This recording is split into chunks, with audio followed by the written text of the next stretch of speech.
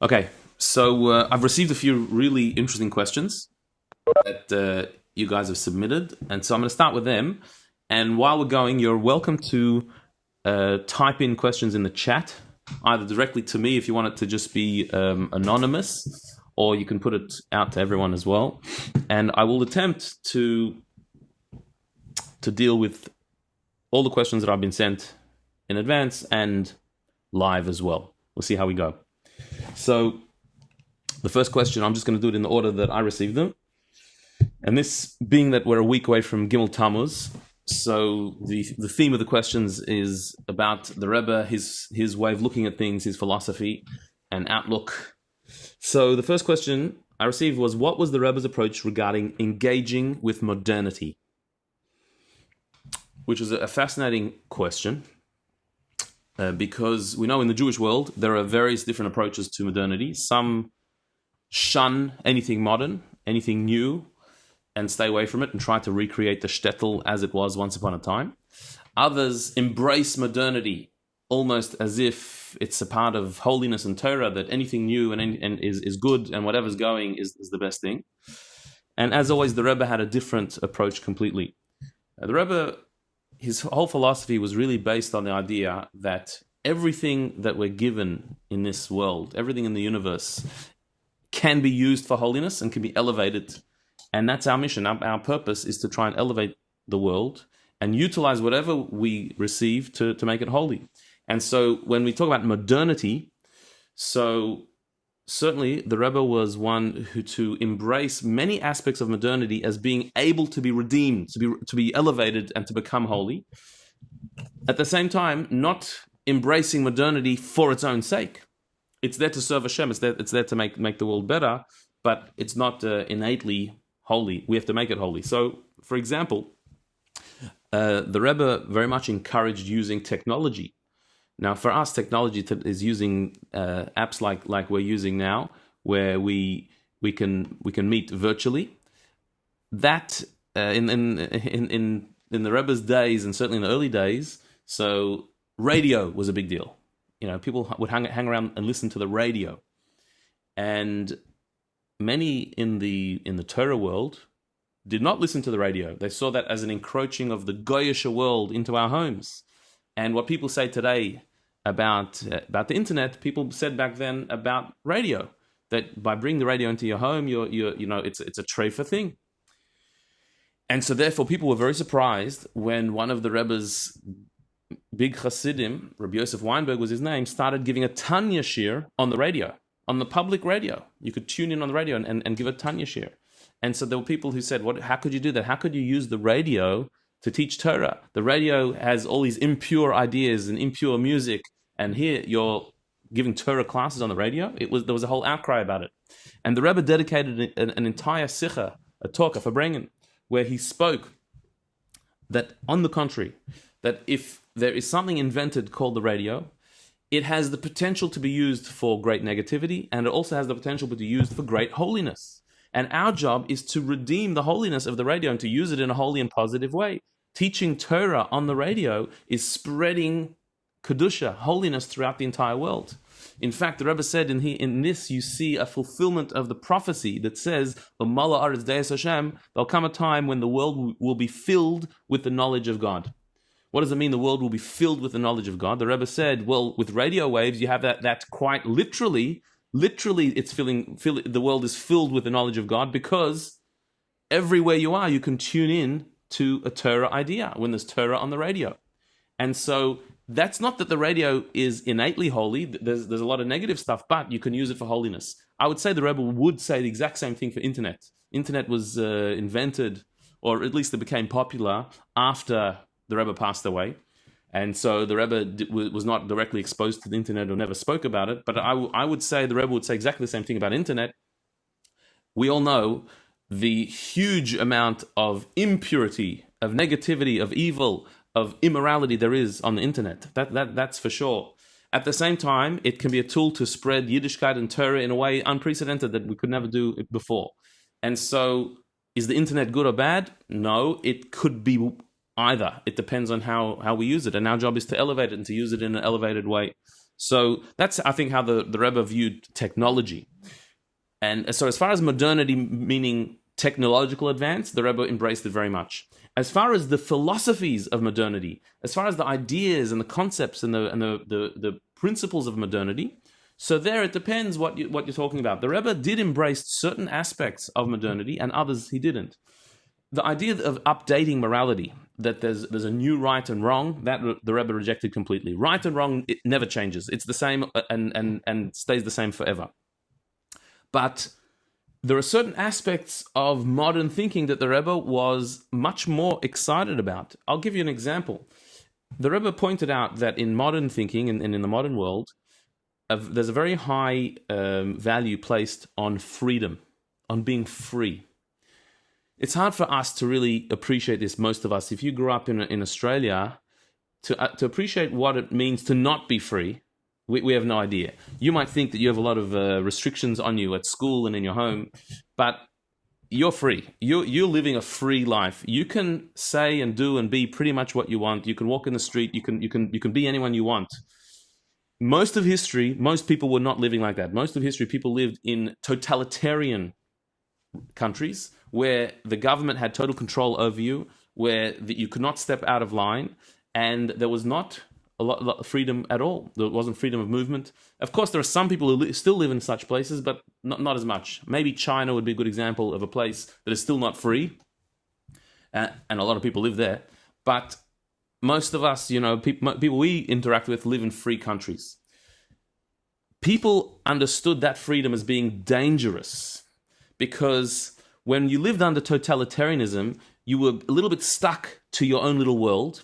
And so the Jewish people were also stuck in their ghettos, in their shtetls, in their little enclaves, and they lived a very Jewish life. Whereas freedom opened up opportunities for everybody to do anything, including Jews to be and do and act and go anywhere where you want.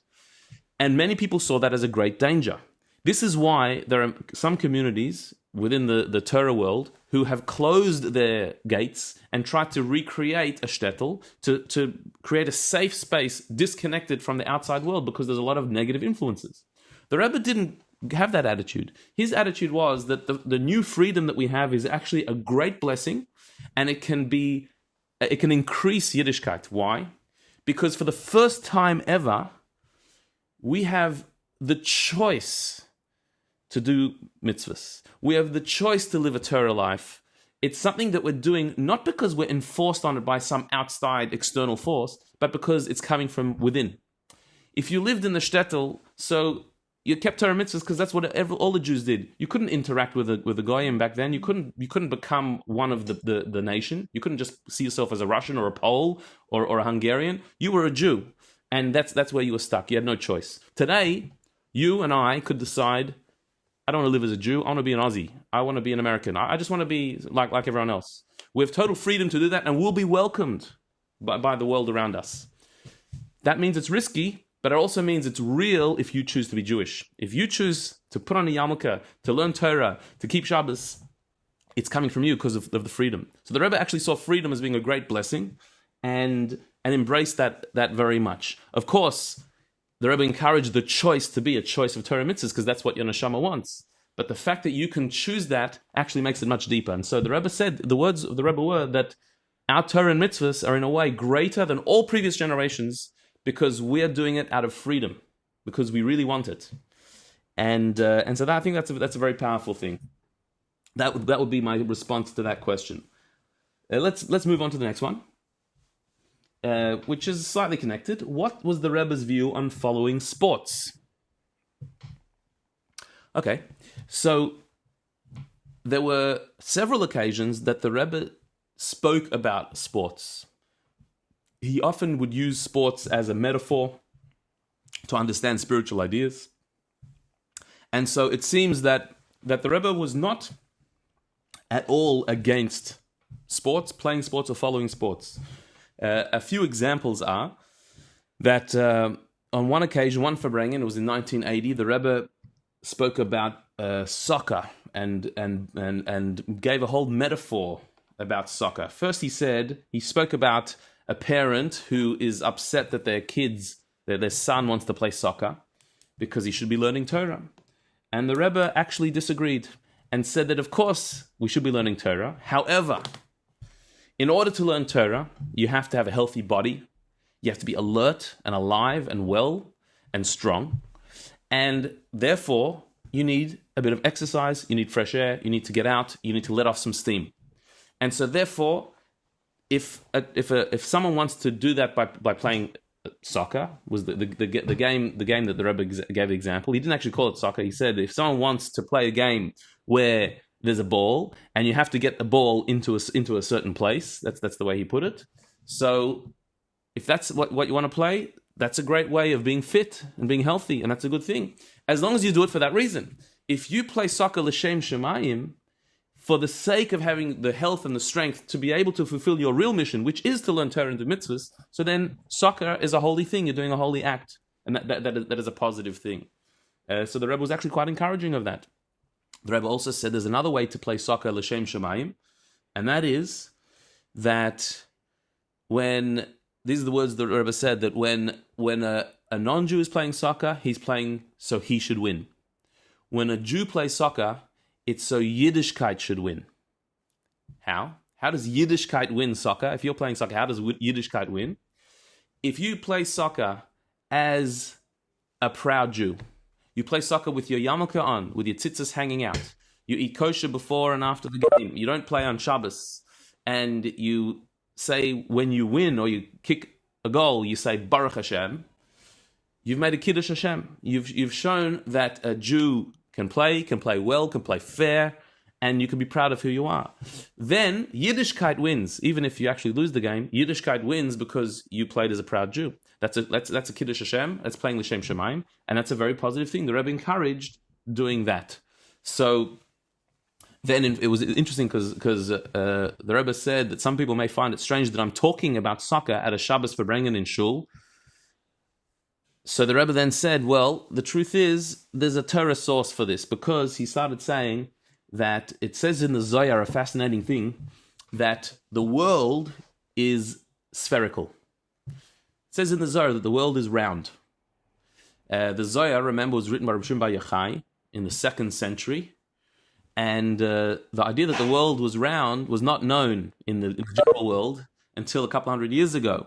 And so the Rebbe pointed out that the Zohar already says, and it says it clearly, that the world is round, and that's why in the one part of the world it can be day, while the other part of the world it's night, because the world is a sphere. So the Rebbe said, so the whole world is a ball, and so if the entire world is a ball, so our life is a big game of soccer. We're here playing a ball sport, and what's the sport? We've got to get the ball and we've got to kick it into the Shar HaMelech. Literally, the Shar HaMelech means the gate of the king. But in Hebrew, a Shar is the goal. So the Shar HaMelech is the gate of the king, meaning we have to take the world and we have to bring it to its divine purpose, bring it towards Hashem. But he says this is our mission, but because Hashem wants us to do this with effort, he wants us to feel we've achieved something, that we've actually done something with our own strength. So we have opposition. There's an opposing team that plays against us and tries to get the same ball in the opposite goal, which is, he calls Pesach Shel Gehenim, the opening of Gehenim. That there is an opposing team, which is our Yetzer Hara, the powers of evil in the world, that try and get the ball and push it the other direction. It's only there, the other team is only there, so we feel a sense of achievement. And we actually overcome it. And so that's our mission, to kick the ball into the goal. And interesting, the Rebbe says, because that's what the whole world is about. The whole world is a big game of soccer, trying to get the ball, which is the world, into the right goal. So for that reason, it was nishtalshel. It's expressed in physicality that there's a game called soccer, which has the same rules. And you only enjoy the game of soccer when there's an opposition. Imagine having a game of soccer with no opposition. You could get lots of goals, but how boring it would be because there's no sense of achievement.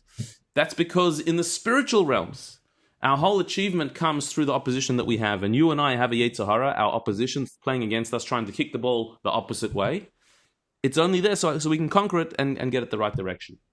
So the Rebbe, similarly to the first question about modernity, the Rebbe embraced modernity as a tool for holiness, for spirituality, for Torah mitzvahs. So too, the Rebbe embraced sports for the same reason, that sports can keep you fit, sports can create Kiddush Hashem, and so the Rebbe was pretty into that, I think. Several other examples as well. But we'll move on to the next question. Okay, I'll read the next question exactly as I received it. The Khazars were a semi-nomadic, Turkic-speaking people that were converted to Judaism in the 6th century of the Common Era. They also established a major empire covering the southwestern section of modern European Russia, an area very close, if not where the Rebbe was born. May this mean that the Rebbe may have been a descendant from the Khazar people, and moreover, may the Ashkenazic and Hasidic groups also be descendant of this nation? Okay, so this question is referring to the Khazar Empire, which is shrouded in mystery, but accurately the questioner says here, in the 6th century, there was an empire, a group, a country that en masse converted to Judaism. Some say that the Kuzari by Rabbi Yehuda Halevi, a great work of philosophy, was written as a response to the king of the Khazars, who was seeking out a new religion. He was rejecting the pagan past of his country. He wanted to embrace monotheism, so he asked a leader of Judaism, Christianity, and Islam to write to him an argument to try and convince him to convert to their faith. And the story goes, this has not been proven that this story is accurate or not, but the story goes that the book called the Kuzari was written to the Khazar king in order to present Yiddishkeit to him, which he liked. And therefore he and his entire nation converted to Judaism. However, the Khazar kingdom was overcome, was conquered, and the people scattered, and there's no relic of it, there's no remnant of it. Some people said this whole story was imaginary. However, there has been archaeological discoveries in the area where the Khazar was said to be, where they have found Jewish artifacts there dating to this time. They actually do believe that this is a true story. It really happened. The suggestion in the question here is that because the Khazars lived in the area near Ukraine and where the Rebbe was born, so maybe the Rebbe and maybe Ashkenazi Jews in general are descended from the Khazars, this nation who converted to Judaism. This theory, the theory that Ashkenazim descend from the Khazars, was first presented quite a long time ago, 100 or so years ago, by a Jewish person, but was not taken very seriously in the scientific world and has never been proven. In fact, it's pretty much been disproven that there's any genetic link between Ashkenazi Jews and the Khazar people. However, the idea that Ashkenazim descend from the Khazars was grabbed onto by anti-Semites who were very excited by the idea that Jews are not really authentic Jews from Israel, but they descend from some nation that converted, at least Ashkenazi Jews. This was taken on also by Arabs who are anti-Israel and the anti-Zionist movement, because this was a proof that the European Jews who came to Israel are imposters. They never came from the Middle East. They are European converts. The Middle Eastern Jews, okay, maybe they're for real, but the ones from Europe are not for real. So this idea is actually an anti-Semitic idea. Ironically, it would mean that Ashkenazi Jews are not Semitic. Because what is a Semite? A Semite means somebody who's descended from Shem, the son of Noach. And if we are these Europeans, so then we're not Semitic. So anti-Semites then actually shouldn't be called anti-Semites, they're whatever. But that's just semantics. The idea that Ashkenazim are descended from the Khazars has been disproven by genetic testing. That's something that can be done today. There probably are some Jews somewhere who are descended from, that's possible, but certainly not en masse, not a large group. So the suggestion that the Rebbe was descended from the Khazars, no real reason to say that. The Rebbe's actual lineage is pretty well documented as well. We know pretty much where the Rebbe came from. There is a well-known, it's said that the Rebbe is a direct descendant of David HaMelech, and from the line of Malchus Beis David. It's mistakenly said sometimes that the reason why we know that is because the Alter Rebbe was descended from the Maharal, and the Maharal, he had a direct line from, his name was Yehuda, but he was from the tribe of Yehuda, from David HaMelech, and so therefore, through David HaMelech, through the Maharal, the Alter Rebbe, and the Rebbe. That is one way that the Rebbe is descended from David HaMelech. However, that's not patrilineal. That's not through the line of the father. And to be from David HaMelech's royal line, it has to go through the father, because the Rebbe was descended from the Tzemach Tzedek. The Tzemach Tzedek's mother was the daughter of the Alter Rebbe. So therefore, that would not make the Rebbe from King David patrilineally. However, the Tzemach Tzedek's father, Shalom Shachna, was the son of Noach Altshuler, and Noach Altshuler was the grandson of David Altshuler, who wrote the Metzudas David. I'm sure you learned Tanakh, and one of the main commentaries on Tanakh is the Metzudas David and the Metzudas Tzion, written by Reb David Altshuler. He was the great-grandfather of the Tzemach Tzedek, and his name was David, and he was also known to be a descendant of David HaMelech, of King David. So the Rebbe's patrilineal line, his father's line, goes to the Tzemach Tzedek, to the Metzudas David, and to David HaMelech. On his father's mother's line, to the Alter Rebbe, to the Maharal, and also to David HaMelech. But no Khazars there, I'm afraid. Okay, let's move to the next one. Yeah, you with me? Good. Here's an interesting one. They're all interesting. Another interesting one. Does the Rebbe acknowledge the Yemenite Jewish community and their connections to the traditional Jewish practice? Great question. Absolutely yes. The Rebbe had great respect for the Yemenite traditions, and he was one of the main proponents to encourage the scholars, the Talmid Chachamim and leaders of the Yemenite community to propagate their customs, to record them, and to share them. The Yemenites have a very rich and ancient tradition. It's an authentic tradition that goes all the way back to, it's probably the times of the first Beis HaMikdash that they ended up in Yemen. And they have quite a pure form of Yiddishkeit, which the Rebbe very much encouraged should be continued. And we see this I'll give you a few examples of this. One of them is that, the Rebbe once in the 80s encouraged there to be Sefer Torahs written, that the entire Jewish people should participate, not for children, but for adults, that adults should buy a letter in a Sefer Torah, and everyone should have a letter in a Sefer Torah. But the Rebbe specifically said that the Sefer Torah should be written according to the customs of the communities. And he used the Yemenites as an example. The Yemenites should write their Sefer Torah in their style. So it shouldn't be a Chabad Sefer Torah that we get people to sign up to. It should be the Yemenites write their Sefer Torah with their style of writing, and people should sign up for that in their community. Interestingly, the Yemenite Sefer Torah has something in common with the Chabad style of writing a Sefer Torah, unlike the Ashkenazi style, and Sephardi even, and that is that there's one word where there's a machlokas, p'tzua daka, the word daka, whether it's with a hey or with an aleph. Chabad have the tradition to write it with an aleph, and the Yemenites do as well. The Yemenites have that tradition as well, and the most ancient Sifrei Torah that have been found all have it with an aleph as well. So the Yemenites and Chabad share that. Also, if you've heard the authentic Yemenite pronunciation of Hebrew, so it is very similar to the Chabad pronunciation of Hebrew.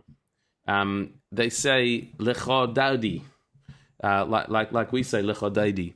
The comments they say very similar to us. The cholim they say very similar to us, and some say that they actually have the correct, authentic, original pronunciation of Hebrew. These are a few examples, but more than that, the Rebbe very much encouraged Rabbi Yosef Kapach. Rabbi Yosef Kapach was a scholar from Yemen who he came out as a little child in Yemen. He was orphaned, but he was taught with the great traditions of the Yemenite Jews, and he wrote a lot of books. Particularly, he wrote a whole commentary on Rambam. The Yemenites followed Rambam very, very strictly, and there were certain manuscripts of the Rambam that were found by the Yemenites that have accurate Mishnah Torah, parts that in the European versions had been lost, the Yemenites had, and Yosef Kapach wrote an entire commentary on the Rambam based on the Yemenite tradition. And he published this book, And for the first volume, he received a letter from the Rebbe of encouragement that you should continue doing your work, which is printed in the book. He then dedicated one of his volumes of the book to the Rebbe because of the great encouragement that the Rebbe had given to him. And when the Rebbe came out with the Rambam campaign of learning Rambam every day, either one chapter to finish every 3 years, 3 chapters to finish every year, or to do a Sefer Mitzvahs, to do mitzvahs to finish it on a yearly basis, Rabbi Yosef Kapach very much got excited and embraced this idea because he had written all these books about the Rambam. But even more than this, the Rebbe particularly took to heart the plight of the Yemenite Jews who had come to Israel, brought to Israel, this was in the 1950s, to escape the persecution that they had in Yemen. And upon arrival in Israel, a very tragic and dark chapter in our history, many Yemenite children were separated from their parents and sent to secular kibbutzim or to secular families, told their parents had died, and were brought up secular. These were Jews who had kept the Yemenite tradition and the Jewish tradition for centuries and millennia. They had the payas and they had all the traditions, and they were fluent in everything. And upon arriving in Israel, sadly, the government at the time was quite anti-religious, wanting to shed the Golos mentality of keeping Torah and mitzvahs, and so they did something horrible. And this is a bitter chapter in our history, but it's true that children were separated from their parents. The Rebbe spoke out against this publicly and said that everybody has to do whatever they can to stop this, to fight it, to the children should be reunited with their parents. To separate children from their parents and to separate them from their whole Masorah and their tradition, it was a horrible thing. And in fact, one of the champions of this of the Yemenite cause, his name was Samson Giat. He's written a few books about his exploits to try and save these kids from their separation. He said that he came to the United States to try and raise awareness for the plight of the Yemenite Jews who'd been separated from their families. And he said that there were 53 major American organizations, all around the United States, Jewish organizations. And he appealed to them to support him. He's going to travel around America talking about it, raising money and raising awareness for the Yemenite Jews. He said there were only 2 organizations out of 53 of all these organizations, only 2 of them took up his offer. One of them was the American Sephardic Federation, and the other one was Chabad. And that's because the Rebbe had said to take up this cause. And so what Chabad did is they invited him to speak on cable TV. We mentioned earlier about the Rebbe's embrace of modernity. There was a Chabad cable TV station. We're talking about in like the 80s and the 70s, but I think the 80s, where to be on cable TV, that was major. And so Chabad had a station where they would put shiurim, rabbis talking. The Farbrengens of the Rebbe would be put on cable TV live as well. And this was a huge embrace of technology and of modernity to try and spread holiness. And so they invited this Samson Giat, the Chabad cable TV station, said, come on TV and talk, tell people about what's going on, and we'll promote you. And so he was very moved by that. But what's fascinating, just what happened was he went on this show, and there was a woman, her name was Tzila Levine, and she couldn't sleep. And the cable TV network, I mean, it wasn't like a 24-hour network. It wasn't like Chabad owned their own station. They had certain hours that they were on. The hours were not prime time. And so his appeal, his thing ended up being on 6 a.m. This woman, Tzila Levine, couldn't sleep for some reason. And so she put on the TV. There are 200 cable networks. She ended up on the Chabad cable TV show. And she heard this guy, Samson Giat, talking about the plight of Yemenite children who were taken from the parents. And she heard this. And she said, that's me. That's my story. I'm sure this is me. Her story, she called him. And her story was that all she knew was she was adopted. She knew she was adopted. She knew that her adopted parents were Polish Jews, and she didn't look Polish, so she knew she was from some type of Middle Eastern country, and the story she always heard was that her parents came to a certain doctor who worked at a hospital who had a bunch of kids up for adoption, and they adopted her. And it was always such a strange story. Why would someone have a bunch of kids for adoption? She never understood it. And suddenly she hears the story of these kids being separated. She realizes it's her story. And so eventually she was reunited with her family, but through a lot of pain. And so this was something that the Rebbe saw as being a real crime, and very much took on the cause of what's called Yaldei Teiman, the children of Yemen, who were taken from their parents. So this is just a few examples of the Rebbe's very passionate embrace of the holy community of Yemenite Jews. Okay, moving on. Next question. Why does the Rebbe seem to play a more significant role in our lives than previous Lubavitcher Rebbes? Okay, so I think you could understand this question in two ways, and so I'm not sure which way the questioner meant, but I'll answer both of them. What does it mean that why does the Rebbe seem to play more significant role in our lives than the previous Rebbes? Do you mean that we emphasize the Rebbe more than we emphasize the Frierdiker Rebbe, the Rebbe Rashab, the Tzemach Tzedek? We learn his Torah more, we're more into him. If that's what you mean, that our generation is more connected to him than the other Rebbes, so the answer to that would be that because he's our Rebbe of our generation, that the Rebbes are like a continuous soul.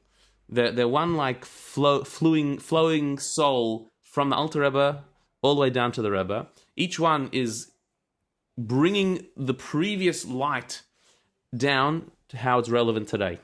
The Rebbe would emphasize things in ways that are relevant to our generation, different to the previous Rebbes. And so, for example, we know that the Rebbe emphasized the idea of hafatza, of spreading Yiddishkeit, of going out. This is something that Alter Rebbe did as well, but not in the same way as the Rebbe did. And so the Rebbe did it in a way that is very much relevant to our generations, for us personally. And so therefore we connect to the Rebbe as the leader of our personal generation, of our time. Even though the Rebbe has passed away more than 20 years ago, but the generation hasn't caught up with him yet. We're still going. We're still trying to catch up with all of his instructions, with everything that he set forth for our generation. And so we're very much still his generation, his times. And so he was ahead of his times. He's still ahead of us. So that if that's what the question meant, why we are more connected to the Rebbe than we are connected to previous Rebbes, that's the answer. But maybe the question meant differently, and that is, we emphasize the Rebbe. The Rebbe is more significant in our lives than the previous Rebbe was in the previous Rebbe's Chasidim's lives, or the Rebbe Rashab's Chasidim's lives. We emphasize the Rebbe more than the past generations emphasized the Rebbe. Maybe that's the question. If it is, it's quite an interesting observation, because it's true. I heard this from an older Chassid, Reb Shalom Ber Drizin. He was visiting here in Sydney, and his father his name was Rabbi Avram Mayor, one of the great mashpiyim and a very, very holy Jew. And Rabbi Avram Mayor was around in the times of the Rebbe Rashab. When he was a bacher, he was with the Rebbe Rashab, and he also lived in the times of the Rebbe, through the Frierdiker Rebbe and the times of the Rebbe in America. And he made an observation of the difference between the Chassidim of the Rebbe Rashab and the Chassidim of the Rebbe. And he said that he remembers that the Rebbe Rashab once at a Farbrengen said that there aren't enough Sofrim around.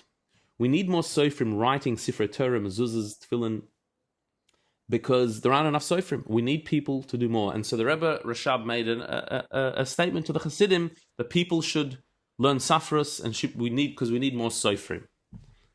So Rabbi Avram Mayor said, how many people do you think took up Safras as a result of the Rebbe Rashab's statement?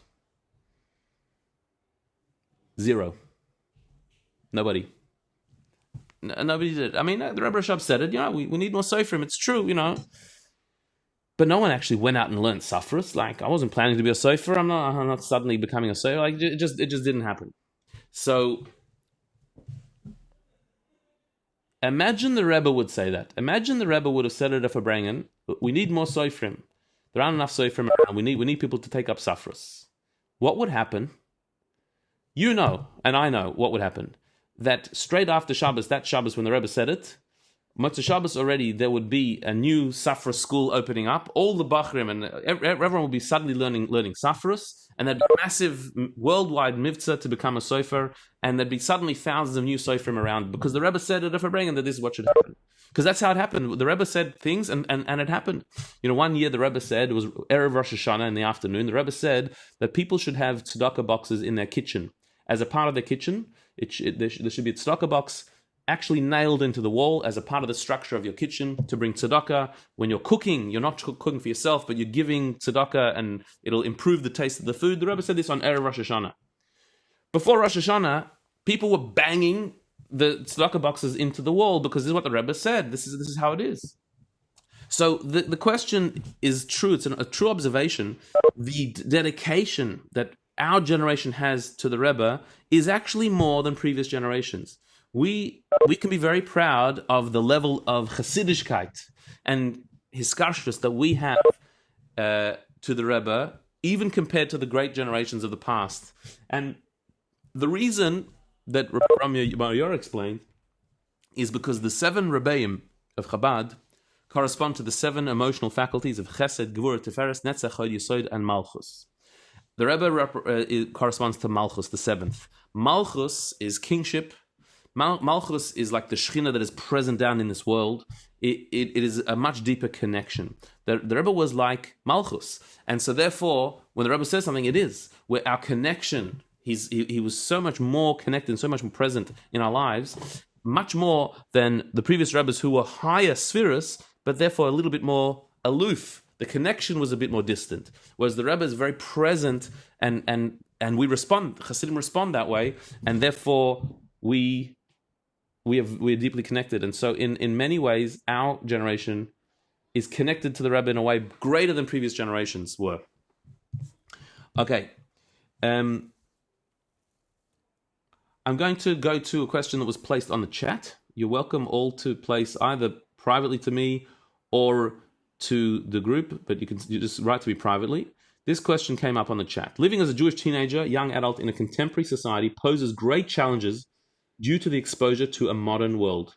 What did the Rebbe think about those that didn't value certain aspects of religiosity? What was his advice? Okay. So, indeed, that is a very correct observation, that we live in a world that does pose great challenges.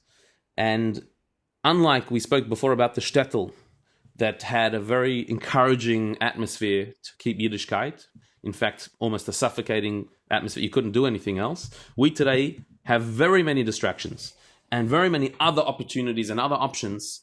And so that can pose a great challenge. I think probably more today than in previous times, because even a generation ago, the influences were much more on the outside, somewhere else, whereas today, all the influences, positive and negative, are at our fingertips, are in our homes, are right in front of us. And so, yeah, it's true. It's a much harder time.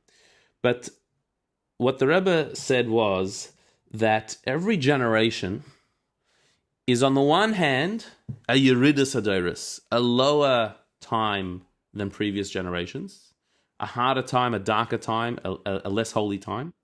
But at the same time, every generation is building on the previous ones, which means that we are higher, greater, and better than any generation that came before us. How can the two be true at the same time?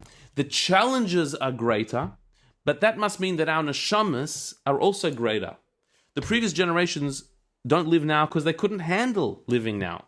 You and I were chosen to be in this generation because our neshamas have the power to face the darkness that we have today and to bring light into it.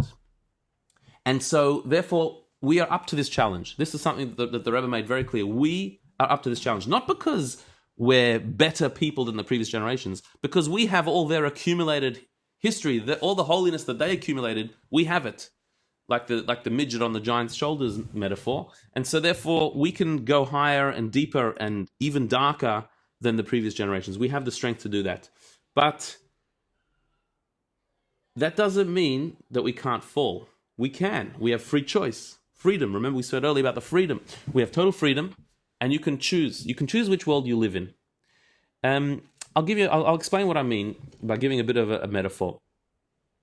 I don't know if you guys follow politics and these type of things. I hope you don't. It's a big waste of time. But the world now is very politically polarized. There's a lot of disagreement about politics today. In the US politics, in Israel, in many places, things are very polarized more than ever. The reason why people are so polarized today is because each person chooses which reality we live in. We choose which media we consume, which websites we look at, which social media we connect with, who our friends are, which articles we look at, which videos we watch. We choose a world that suits us, and that reinforces a certain outlook. Other people have a different outlook to us, but they are choosing their own little bubble, and our bubble and their bubble are so different that we think the other must be evil and terrible and horrible. And so therefore there's a lot of polarity. There's a lot of harshness, a lot of hatred in the world today. This, again, like everything in modernity, this can be a terrible thing that causes all the riots that we're seeing and all the hatred that we're seeing in the world. Or it also could be an amazingly powerful thing, because you and I can choose which reality we live in. What do we fill our minds with? What do we put into our heads? Let's put it down really clear. We spend a lot of time on our various devices, reading, looking, watching, and that is what fills our space and our mind. You can choose what you look at. You can choose what you explore. You can choose what you stay away from. You can choose that. That's totally your choice, and you're responsible for that choice. Because if you choose a world that is evil and dark and negative and immoral, so then that's where your mind space is, and that's what you think the world is. If you choose to stay away from that world and to fill your mind with holiness and goodness and purity, Torah and Kedusha, then that's the world you live in. The best example of this is the Rebbe himself, that the Rebbe was exposed to many, many people. Lots of people came to him. He heard lots and lots of stories. He heard a lot about a lot of different people, and he was exposed to everything there is in the world as far as people's experiences. And yet he always maintained such a positive, loving, and a holy way of looking at people. And that, I think, was his choice. He chose to live in a holy, beautiful world. He could have chosen otherwise, like everyone, you can choose. So we can't be the Rebbe, but we can emulate that in that we can choose to live in a holy world. And that means spending your time on good pursuits. The Rebbe said you can play soccer. You should play soccer. That's going to keep you fit. That's a healthy thing to do. But there are other activities that are not healthy. There are other things that you could be looking on, inappropriate things, inappropriate websites, and places that are not holy, and that's not good for you. And then you're going to look at the world as being bad. Well, you chose that. You chose to look at the bad, and so you see the bad. If you choose to look at holiness, you'll see good and holy. That's, I think, the Rebbe's view on that one. Okay, here's another one that's come on the chat. What was the Rebbe's opinion on continuously moving forward in Jewish observance, despite living a modern life with Instagram, listening to non-Jewish music, etc.? Wouldn't it be a double standard to have such an imbalanced life? Okay, so I think what the question here is meaning is that, is it black and white? Are we saying that you're either in the world of holiness, like the Rebbe was, or you're in the world of impurity, darkness, and evil, which is the world of Instagram and non-Jewish music, etc.? Is it one or the other?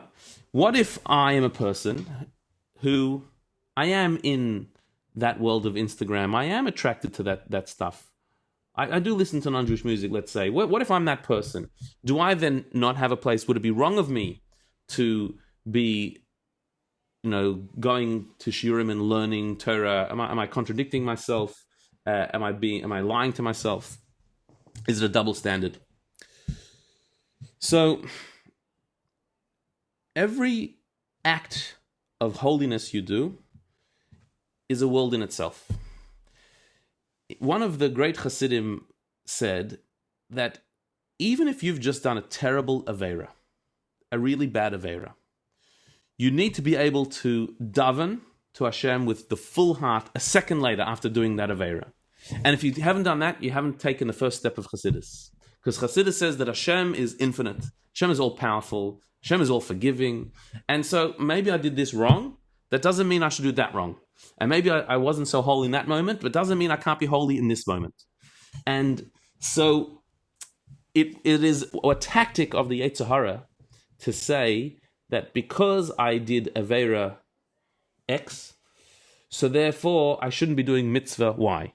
That because I'm involved in things that are not so holy, so then how can I try and connect with Kedusha and holiness? That's the Yetzer Hara trying to just stop you doing another mitzvah. What the Rebbe and what Chassidus would say is, of course, what's wrong is wrong, and we hope to fix all that, but that should never stop you from doing what's right and what's good and what's holy. And you can totally embrace that. And you know what? If that is having a double standard or being a bit hypocritical, that's all right. Hypocrisy is not as bad as it is made out to be. To be not hypocritical means that you lower your standards, basically, to fit what you do. That's someone who's not hypocritical. Whereas someone who's hypocritical says, my standards are up there. I wish I could be up there. I aim to be up there. I'm actually down here at the moment. But I believe that that's what's right. I'm a hypocrite because what I believe is not what I do. Good. That's much better than saying, you know what? I'll bring my standards down to accept what I'm doing. If you're doing things wrong, label it that. I do things wrong. Don't sanctify it. Don't make it fine. Don't say it's all right. It's not all right. You're doing things that are not all right. Hopefully you'll get over it. Hopefully you'll conquer it. Hopefully you'll get past it. But this is not right. That doesn't mean I shouldn't do something that is right and that is good. You can always do that. Okay. Now, one's come on the chat, which actually was similar to one that I received in advance as well. So, can you give us some tips on how we can kind of get to know the Rebbe better and build a connection with the difficulty of us never being able to experience his physical presence or ever being able to see him? Wonderful question. How do we connect with the Rebbe that we've never met and that we can't go and see him and talk to him? How do we connect with him?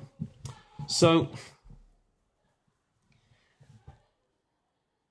you know, the last couple of months, we've been doing a lot of this type of Zoom connection, right? And I don't know how you have felt about it, but I feel that for many of us, we've shifted in our mindset to realize that you can actually connect quite well virtually. So right now, I'm sitting here in my home, you guys are in your homes, and we're having this discussion, and we're connecting on some level. I don't know if you feel it. I feel it. I'm sitting here. I don't feel like I'm talking just to like a video. I'm talking to you. I'm talking to people, even though I don't even see most of your faces at all. But there is a level of connection, and we're able to connect through in such a way. Now, yes, you know, we've seen each other before. We've been probably in the same room before. We may have said hello, but we don't really know each other. But we can connect in this way and feel somewhat of a bond and a connection. The Rebbe is available much more than I am on Zoom, because once we stop our little session, that's it. We've had our little time. But the Rebbe, his videos, audios, letters, writings in all languages, it's so available. You can spend so much time and you can know him today better than anyone knew him 40 years ago. We hear about Hasidim who, you know, lived in Crown Heights. They went to Fabrengens. They saw the Rebbe. I'm not belittling that. Of course, that's what we want. But we know way more about the Rebbe's life, about his attitude on things, his view of things, than even they did. Because it's all available to us in virtual ways, on videos, on audios, on articles, but it's all there, which it wasn't back then. I'll give you a proof. I'll give you a great proof. Have you heard of Rabbi Steinsaltz? Rabbi Adin Steinsaltz? He's quite a big scholar He wrote an entire commentary on the entire Gemara. He's written a whole Gemara. He's written a whole Tanakh. He was, the Time magazine called him a scholar of the century, and he's a Chabad Chassid. So there's a well-known story that he told, that he did a lot of projects, and he did a huge amount of things. He was running a school and a yeshiva, and he was writing, and he was doing all these things, and he was going crazy. It was too much for him. And so he went into the Rebbe, and he basically wrote down on the little note that you write when you meet the Rebbe, all of the projects he's doing. He said, it's too much for me. I'm overburdened. I want to know what I can drop, which project I can drop, or which projects I can drop to free up my schedule. Now let me ask you, what do you think the Rebbe said when he listed, I'm running a yeshiva, I'm writing books, I'm running a school, I'm helping Russian Jews who are coming to Israel. He listed all the great projects he's doing, and they asked, which one can I quit? Let me ask you, what do you think the Rebbe said? You don't have to say it, you can say it if you want, or you can say it in your mind. What do you think the Rebbe answered? What should he quit? His yeshiva, his writing, his helping Russian Jews? Like, which thing should he quit? You know that the Rebbe said, you're not quitting anything. The Rebbe said, you need to take on more, because if you have enough time to think that I'm too busy, that means that you've got too much time on your hands. You need to be doing more things and take on more projects. And that's what he told him, as the Rebbe told many, many people. Now, what's fascinating is that a lot of you could have guessed that that's what the Rebbe would say. That the Rebbe would not say, yeah, drop down, take a vacation, take it easy. The Rebbe asked for more. We know that because we know the Rebbe's responses. Rabbi Steinsaltz, who was a very close chassid of the Rebbe, who had many personal audiences with the Rebbe, he's not a stupid man, but he thought that he could ask the Rebbe, what should I quit? And the Rebbe was going to give him an idea what to quit. We know the Rebbe better than that. We know that the Rebbe is not going to give him something to quit, because we have all the stories. We have so much information. There's biographies written about every detail of the Rebbe's life.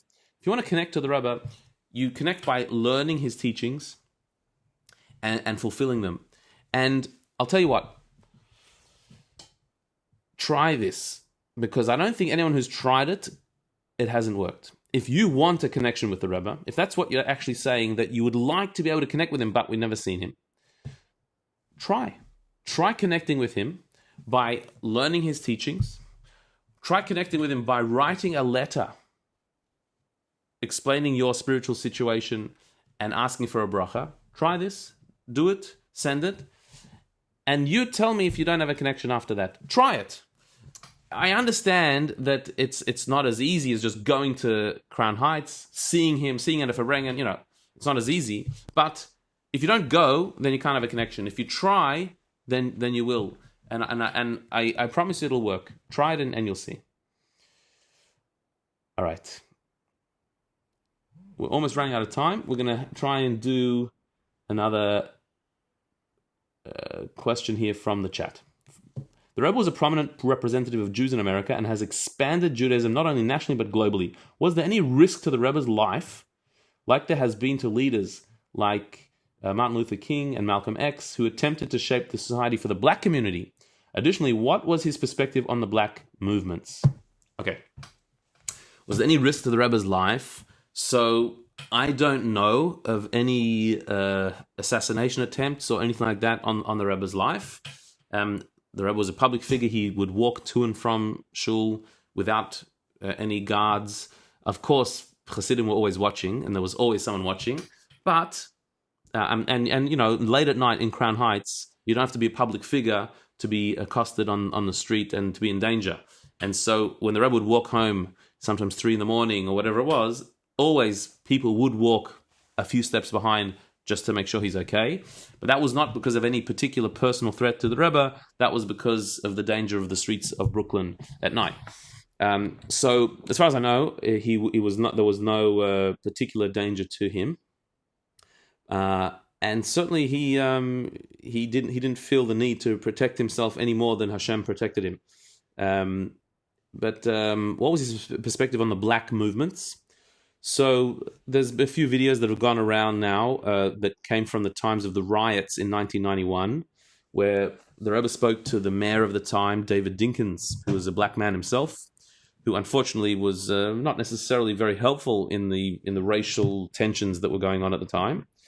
And Dinkins said to the Rebbe something about, we should pray for a time when our two peoples should be able to come together in peace. This was a time when blacks were rioting in Crown Heights. There was violence against Jews, including one Australian Chabadnik, Yankel Rosenbaum, who was killed. And so when this David Dinkins said that there should come a time when our two peoples should be able to come together in peace, the Rebbe's response was astounding. The Rebbe said, not two peoples, one people, in one city, under one God. That's what he said to the black mayor of New York City. And so the Rebbe's view was that every human being was created in the image of God, and is deserving of respect for that reason. And the Rebbe got on very well with the locals. There was a politician in Crown Heights who actually was inspired to become a politician because of the Rebbe. He was a kid growing up in Crown Heights, and once he was having a fight with his brother as a little kid on the street. James E. Davis was his name. So if you can look him up, James E. Davis. He was having a fight as a kid on the street, and suddenly this Jewish man came up and said, "Your brothers, stop fighting. You have to get on, and you have to work together. And hitting and violence is not the way. You need to talk." This is what he said. And this little kid looked up at this rabbi, and he'd never heard a message like that violence is not the way and you can talk. And so he and his brother were inspired to change the entire view in his community of violence. And they actually, he went into politics. I remember when I was in Crown Heights, I saw he lived right around the corner from 770, and he had a sign on his outside his house saying "Stop the violence," and that was his whole. He dedicated his life to stopping violence in his own community because the Rebbe stopped him on the street fighting with his brother and said, "Violence is not the way. You have to talk." Sadly, he was actually assassinated. This guy, he was killed. The man who stood up for stop the violence himself was killed. The Rebbe certainly embraced the rights of the black community, but the Rebbe always emphasized that the way forward is education. That unfortunately in many communities, the education is lacking. Education not just of reading and writing, education of morality. Of that there's a God in the world who expects more of you, who wants you to be a good person, who created you in His image. That message, when that's lost, so then everything is lost. This was something that the Rebbe wanted all peoples to recognize, and that would be the way out of crime and poverty and all the terrible things that many of these people are suffering from. So with that, we're going to call it a night. Thank you for listening. Thanks for your wonderful questions. Thanks so much for your time. Absolute pleasure. Thank you, Rabbi. And let's do it again. Thank you, Rabbi. All the best. Yeah, thank you. Have a great night. Good Shabbos. Keep well. Good Shabbos all. Thank you.